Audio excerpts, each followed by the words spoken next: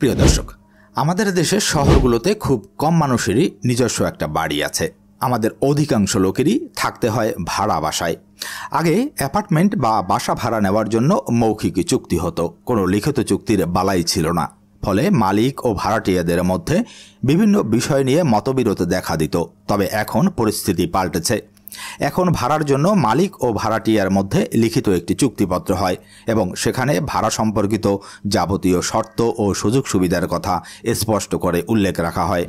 বাসা ভাড়া নেওয়ার সময় কোন কোন বিষয়গুলো খেয়াল রাখলে এবং চুক্তিপত্রে উল্লেখ করে নিলে একজন ভাড়াটিয়া হিসাবে আপনি সুবিধা পাবেন, আজকের ভিডিওতে আমি সেটাই আলোচনা করতে চলেছি। চলুন শুরু করা যাক। অ্যাপার্টমেন্টটি থাকার জন্য নাকি ব্যবসা পরিচালনার কাজে ব্যবহৃত হবে ভাড়ার দলিলে তা অবশ্যই উল্লেখ করে নেবেন।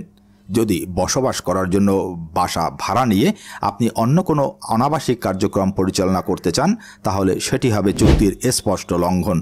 যদি কখনো বাসাটিকে আপনার অন্য কোনো কাজে ব্যবহার করার প্রয়োজন হয়, তাহলে সেটি আগে থেকেই মালিক পক্ষকে জানিয়ে চুক্তিপত্রে স্পষ্ট করে উল্লেখ করে নেবেন।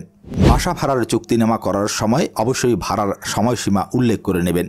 দীর্ঘ সময়ের জন্য ভাড়া নেওয়া একটা বড়সড় প্রতিশ্রুতির ব্যাপার, তাই ভবিষ্যৎ পরিকল্পনা মাথায় রেখে আপনার মতো করে সময়সীমা নির্ধারণ করে নেবেন এবং তা চুক্তিপত্রে লিখে নেবেন। ভাড়ার পরিমাণ ও সেই অর্থ কিভাবে মালিককে পরিশোধ করা হবে তা বাসা ভাড়া নেওয়ার চুক্তির সবচেয়ে গুরুত্বপূর্ণ বিষয়গুলোর একটি। এই ব্যাপারটি অবশ্যই সবার বিবেচনায় থাকে। তারপরও এখানে যাতে কোনো বিতর্ক সৃষ্টির সুযোগ তৈরি না হয়, সেদিকে খেয়াল রেখে চুক্তিপত্রে সুনির্দিষ্ট করে বিষয়টি উল্লেখ করে নেবেন। চুক্তিতে ভাড়ার পরিমাণ অর্থাৎ মাসিক কত টাকা ভাড়া হবে তা স্পষ্ট করে উল্লেখ থাকতে হবে। এখানে কোনো রকম অস্পষ্টতা থাকলে পুরো চুক্তিপত্রটি অপ্রয়োজনীয় হয়ে যেতে পারে। ভাড়ার পরিমাণ, কত বিরতিতে ভাড়া পরিশোধ করতে হবে এবং সেই অর্থ ক্যাশ টাকায় নাকি ব্যাংকের মাধ্যমে পরিশোধ করতে হবে, অবশ্যই তা চুক্তিপত্রে স্পষ্ট করে উল্লেখ করে নেবেন। কখনো কখনো হঠাৎ করে কোনো এক মাসের ভাড়া পরিশোধ করতে দেরি হতে পারে, এটাই স্বাভাবিক। অনিবার্য কারণবশত কখনো ভাড়া পরিশোধে দেরি হলে কিভাবে তার সমাধান হবে তাও চুক্তিপত্রে উল্লেখ থাকতে হবে। যদি কোনো বিলম্ব মাশুল এক্ষেত্রে দিতে হয়, তাহলে সে ব্যাপারটির বিস্তারিত শর্ত দলিলে উল্লেখ করে নেবেন। যদি অ্যাপার্টমেন্টটি দীর্ঘমেয়াদে ভাড়া নিতে হয়, তাহলে কতদিন পর পর কী পরিমাণে ভাড়া বাড়ানো হবে তা দলিলে স্পষ্ট করে উল্লেখ থাকতে হবে। কারণ অনেক সময়ই মালিকপক্ষ নানা অজুহাতে হঠাৎ করেই বাড়ির ভাড়া বাড়িয়ে দেন, আর এতে বিপদে পড়ে যায় নির্দিষ্ট আয়ের ভাড়াটিয়ারা। ফলে তৈরি হয় মতবিরোধ। এই সমস্যা থেকে বাঁচতে চুক্তিপত্রে সবকিছু স্পষ্ট করে উল্লেখ থাকা ভালো। আমাদের দেশের রেওয়াজ হলো ভাড়া নেওয়ার সময় কিছু টাকা অগ্রিম জমা দিতে হয়, যাকে সিকিউরিটি ডিপোজিট বলে। এই টাকা মালিকের কাছে জমা থাকে এবং ভাড়াটিয়া যখন চুক্তি অনুযায়ী বাসা ছেড়ে দেন, তখন মালিক পক্ষ এটি আবার ফেরত দিয়ে দেন। তবে বাসার যদি কোনো ক্ষতি হয়, তাহলে মালিক এই সিকিউরিটি ডিপোজিট থেকে ক্ষতিপূরণের অর্থ কেটে রাখতে পারবেন। ভাড়া নেওয়ার উদ্দেশ্য ও মাসিক ভাড়ার উপর সিকিউরিটি ডিপোজিটের পরিমাণ অনেকটাই নির্ভর করে। ভবিষ্যতে ঝামেলা এড়াতে চুক্তিপত্রে সিকিউরিটি ডিপোজিটের পরিমাণ, সেটি কিভাবে ফেরত দেওয়া হবে বা কেটে রাখা হবে তা বিস্তারিত উল্লেখ করে নেবেন।